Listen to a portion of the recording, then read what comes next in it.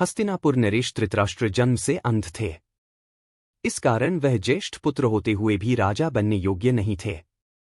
परंतु राजा पांडु एक गंभीर बीमारी का शिकार हो जाने की वजह से वन प्रस्थान कर गए थे और एक राज्य का सिंहासन रिक्त नहीं रखा जा सकता था, इसलिए धृतराष्ट्र को पांडु का प्रतिनिधि राजा बनाया गया था।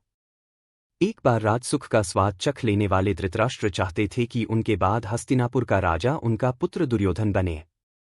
इसी लालसा में उन्होंने न्याय और अन्याय में तर्क करना छोड़ दिया और अपने पुत्र की हर एक ज्यादती को वह अनदेखा करके पांडु पुत्रों से पग पग पर अन्याय करते गए।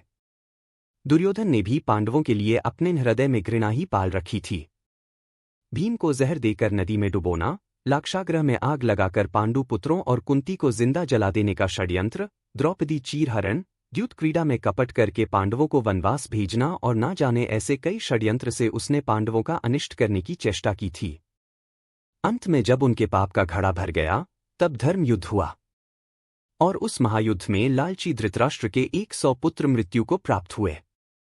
अपनी लालसा की वेदी पर अपने समस्त पुत्रों की बलि चढ़ा देने वाले धृतराष्ट्र ने युद्ध समाप्ति के बाद भी भीमसेन को अपनी भुजाओं में जकड़कर मार डालने का प्रयास किया था। लेकिन अंत में शर्मिंदा हो और हार स्वीकार कर धृतराष्ट्र पत्नी सहित वन चले जाते हैं। सार लालच बुरी बला है। इसे करने वाले का अंत भी धृतराष्ट्र जैसा ही होता है, परास्त और अपमानित।